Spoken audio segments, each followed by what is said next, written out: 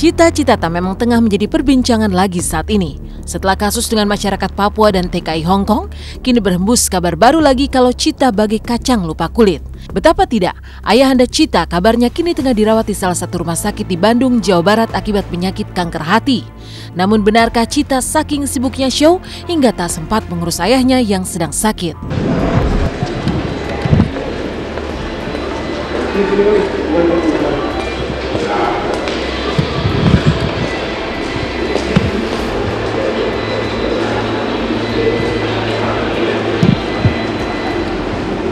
Ini aja yang sebelah sini yang ini sepian.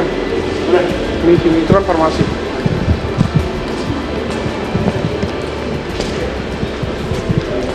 Nggak ada, nggak lihat. Iya. Nggak ada ini, nggak ada dengar gitu. Iya. Nggak lihat tuh Pak, nggak pernah dengar ada cita-cita di sini. Siapa? Bapaknya Cita Citata penyanyi dangdut. Cita Rahayu.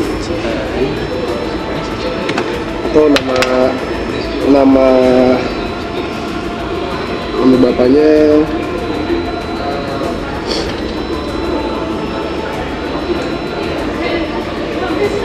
namanya Herdi Suito. Herdi Suito.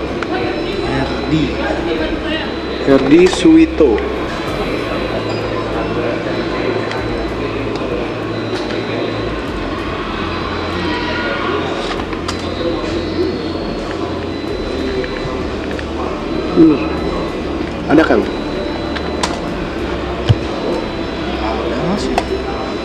Nggak ada. Sebenarnya saya konfirmasi dulu ke dirinya. Iya. Masih tetap dirawat karena memang kan pemulihan habis operasi, pasca operasi, dan ya sedihnya memang karena kerjaan kita memang nggak bisa ditunda dan nggak bisa di cancel sama sekali.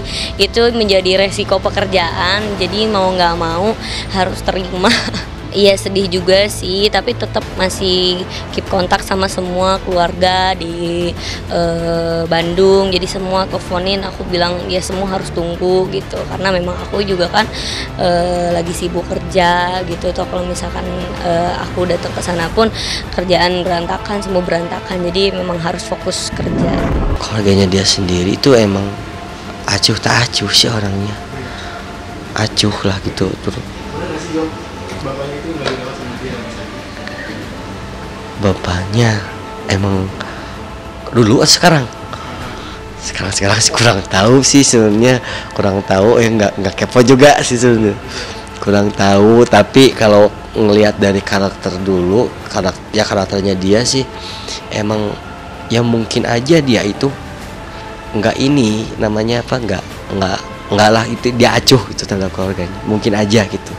Soalnya dari dulu juga yang kayak gitu terhadap suaminya, mantan suaminya aja waktu itu ya dia acuh tak acuh juga sih.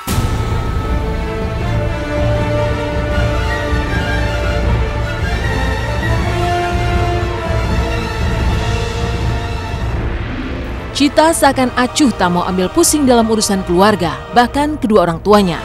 Lantas, dugaan sikap ego dan angkuh Cita pun sama dengan pengakuan sang mantan suami Galih Purnama atau Ijong. Sepanjang hidup bersama, pertengkaran memang tak bisa dihindari lantaran Cita sendiri tetap kekeh mempertahankan pendirian.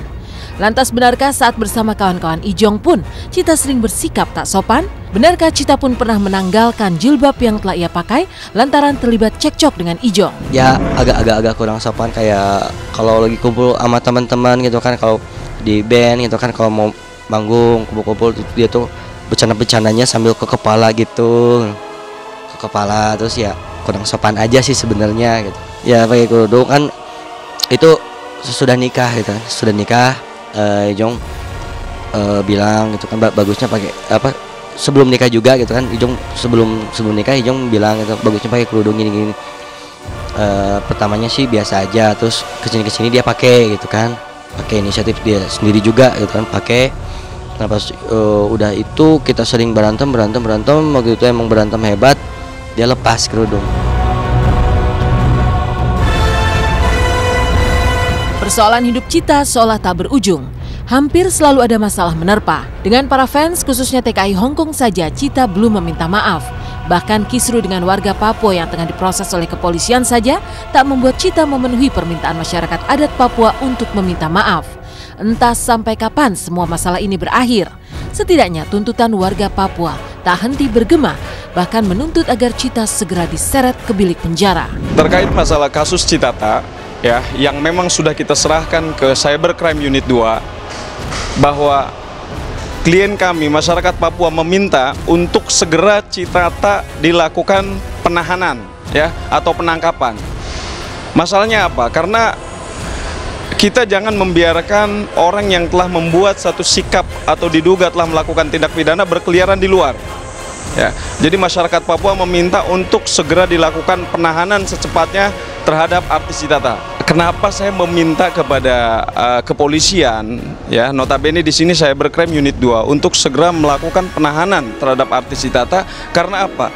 Diduga nanti dia melakukan tindakan-tindakan yang buktinya saat ini sudah ketahuan kan, dia bikin masalah di Malaysia, dia bikin masalah di Hong Kong. Nah, makanya memang artis seperti ini ya harus cepatnya langsung ditahan, ya, supaya dia tidak mengulangi perbuatannya lagi. Apa ya?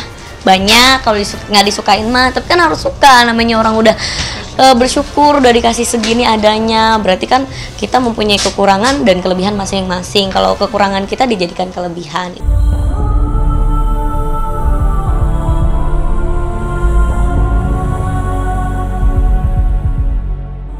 Meninggalkan segala amuk masalah yang menghantam Cita-Citata, marilah kita lihat kisah bahagia Ruben Onsu dan Sarwenda saat menimbang bayi pertama mereka yang penuh perjuangan.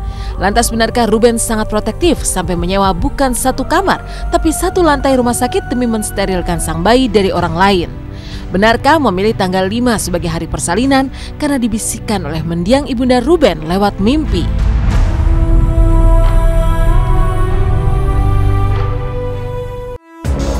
Selamat pagi pemirsa, bersama saya Intan Harja akan hadir ke hadapan Anda selama 30 menit ke depan.